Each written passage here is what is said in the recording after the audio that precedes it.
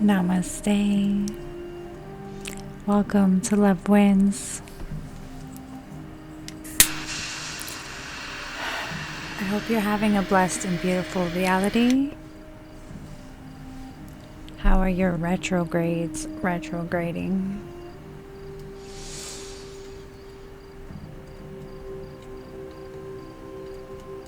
How was your ride on the Cancer new moon?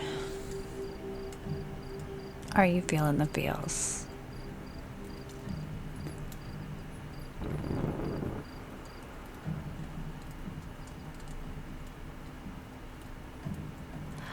Welcome to Love Wins. This is my safe space that I've created for all things spiritual warfare. How does your home feel? Your home.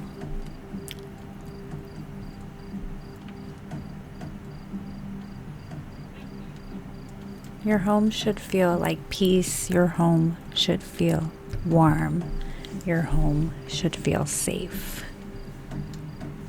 Your home meaning your body that your soul resides in. Your first home.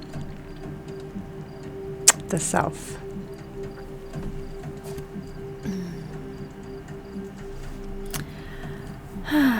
So today, this is a call to the 5%. What is the 5%? The 5%, pardon my ignorance, even though most of my upbringing is hip-hop culture. The Wu-Tang, I don't know if it's RZA or RZA, how you would pronounce that. Someone can enlighten me on that. Explains in the Tao of Wu about the 5% being like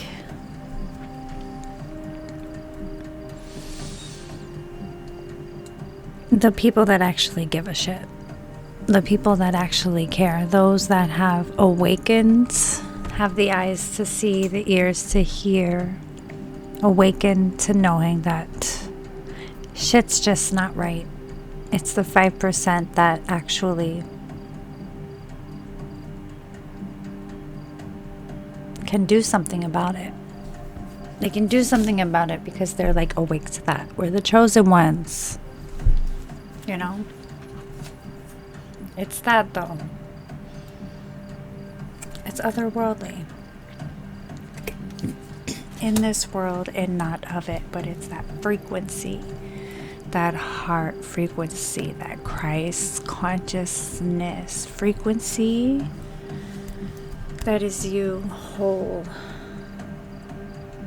coherent, regulated nervous system. In that space, that safe space, in that regulated nervous system, a narcissistic system, a parasitic system, a manipulative system, a governmental, governing the mind, demonic system. It can't live. It cannot manipulate a sovereign soul in a coherent, safe space. Escaping narcissistic abuse is not for the faint of heart. That is what I'm learning with my new mentor, my new teacher. Blessed. I'm always grateful. Forever a student, but by purpose, by calling, here to teach the wisdom. What I love about this book,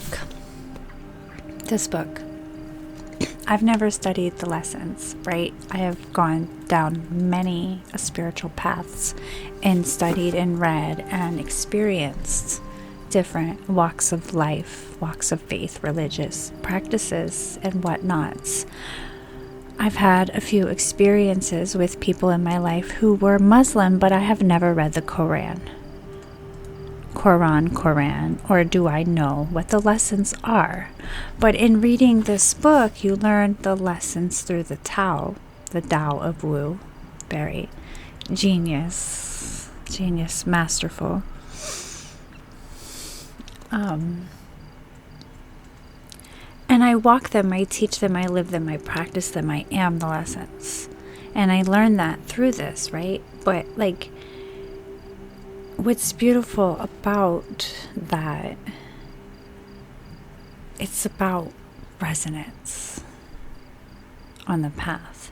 And when the student is ready, the teacher will appear. And Wu-Tang has been in my life since like I was underage, getting into nightclubs, dancing to Cream, you know, get the money.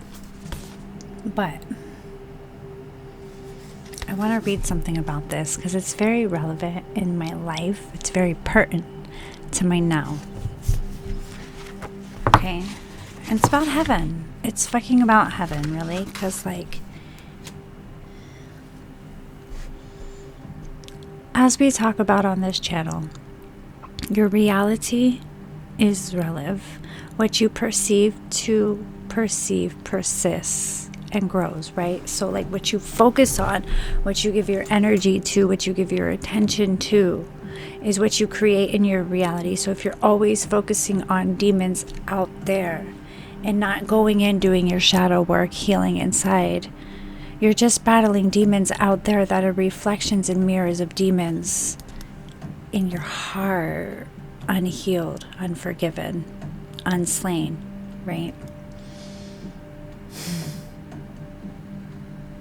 But I'm doing this work and like I'm reading what resonates and things come up and I go into it, and then I'm in this reality where it's like the alchemy of now has been a theme on this channel, in this home, my family home, doing the inner child healing, getting to the root of self, of source, of patterns and behaviors and cycles in my life. Right?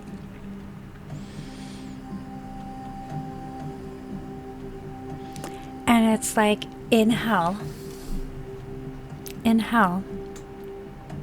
I have found peace. I have put the pieces together, right, and found a peace. And I come to the conclusion that a lot of my pain has been seeing this vision, knowing this peace, knowing this frequency, right? Like astrally traveling to this space in my mind and my heart, otherworldly, outside of this dimension, and then like wanting to integrate it and ground it here, and being with these people that I love so deeply, that I pour so much into, so much unconditional pouring, but having no faith, right?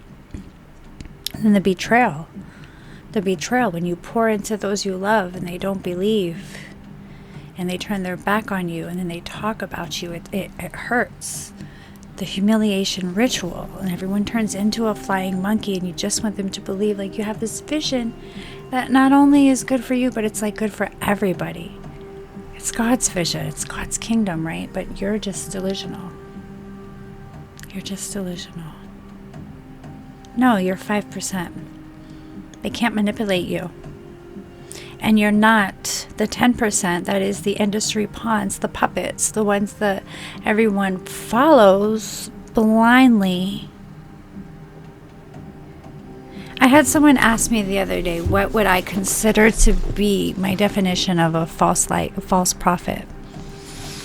And I sat with that, and my answer was somebody who leads people outside of their heart.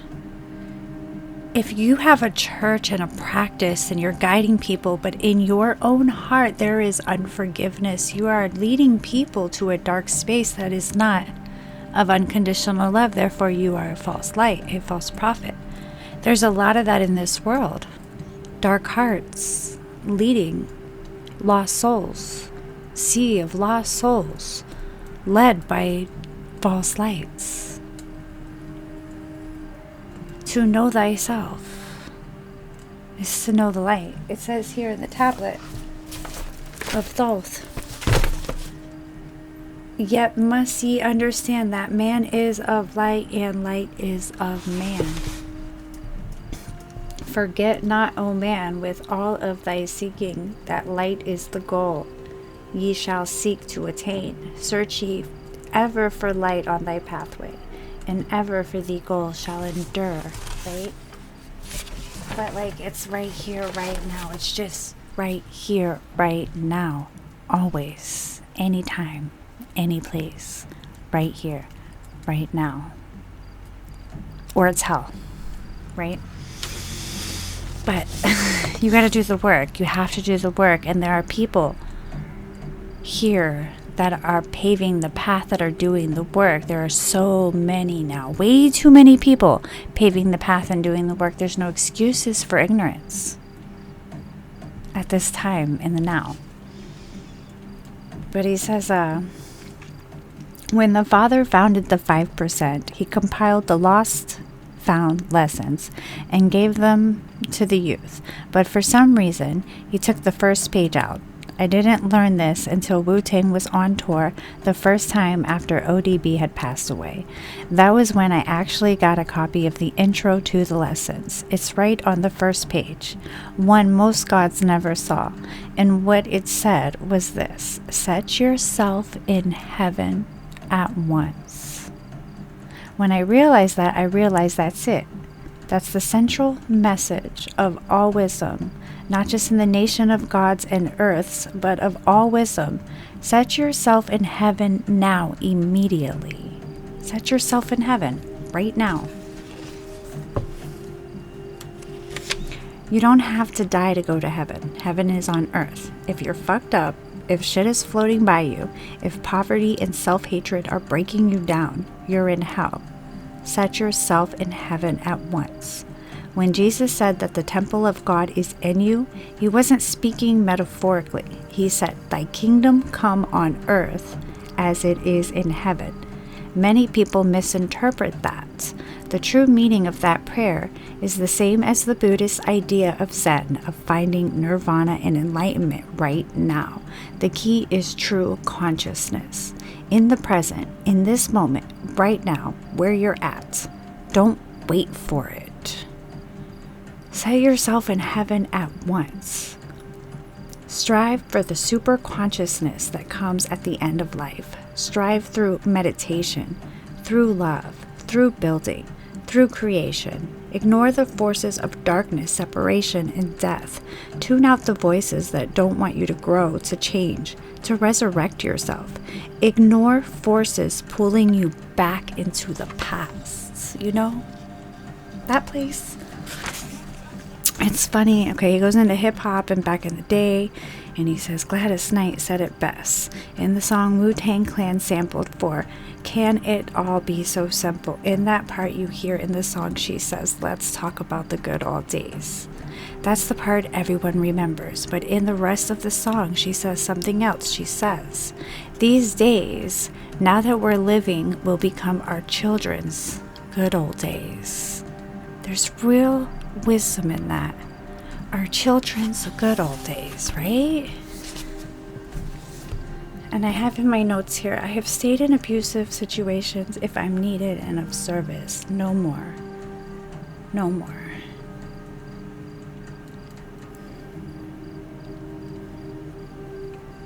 I change my contracts, close my contracts. I'm not staying in abusive situations just because I'm needed and of service. And it's summertime, and I'm living in my heaven that I've created, and people that are unhappy that I'm happy are choosing to live in hell. And I have created heaven, and if you're in alignment in heaven, then heaven exists. It's right here, right now.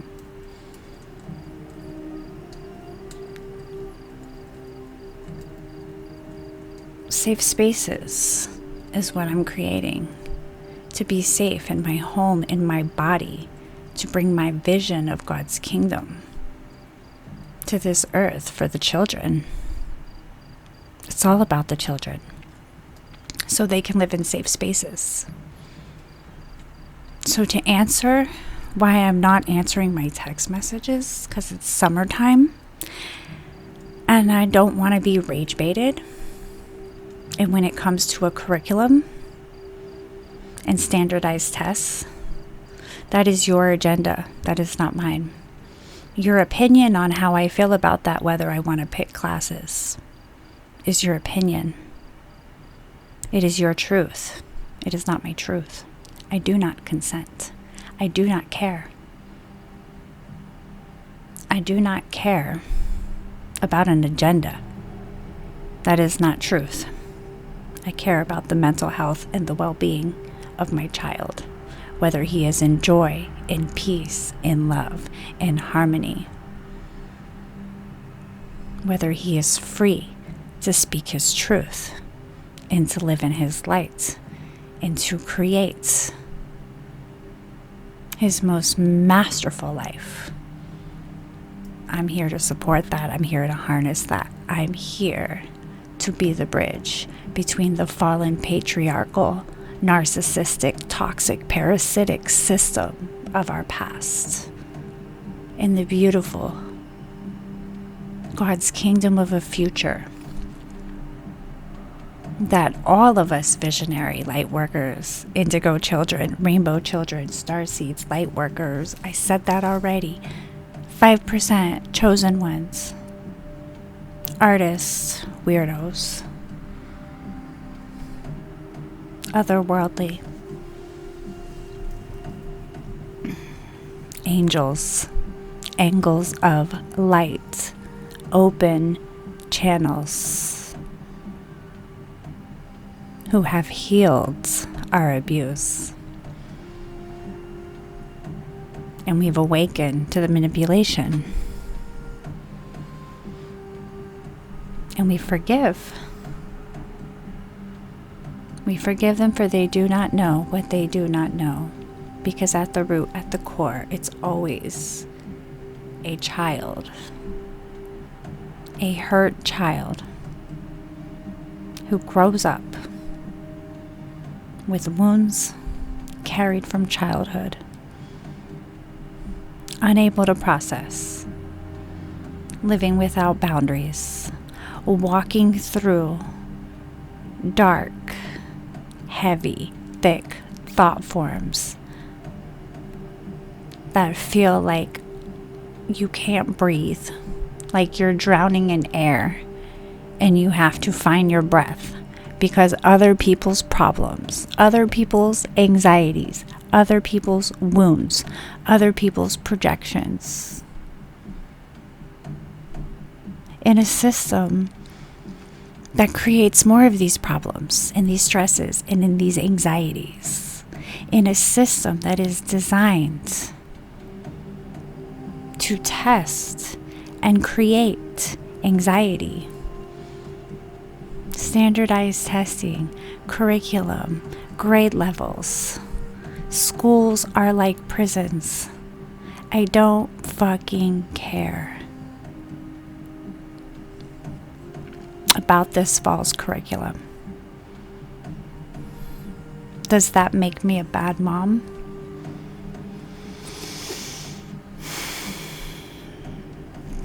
Did it make Martin Luther King a bad dad? Did it make Nelson Mandela bad? Did it make, I don't know. Let me pick some non-black ones over here before y'all start stereotyping me and all of that whatnot stuff. But there's so many amazing people out there that stand for something. But before they stood for something, y'all called them crazy. You abused them. You abuse them because their lights irritated unhealed darkness within you. But that light lives in you, in your heart. You're not alone. You just have to go into your heart. Safe spaces for the children, for the earth, for the animals.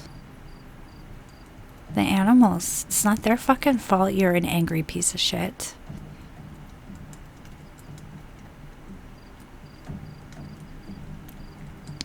Don't be an angry piece of shit. Move that anger. When things stay unhealed, it stays in a bubble of hate. It festers in a bubble of hate. You put rotten fruit next to fresh fruit, it rots. But if you move it, move the anger, righteous anger, do something important that needs to get done with that anger. And that's alchemy. All right, guys, that's the message. Heaven is here right now. Be here now. Be present. Okay? Pain is not hell. Pain is not hell. Feeling pain and allowing it to come up and moving it and crying and accepting and forgiving and doing that work is not hell. Denying pain is hell. Okay? Stop denying your pain. I love you. Love wins.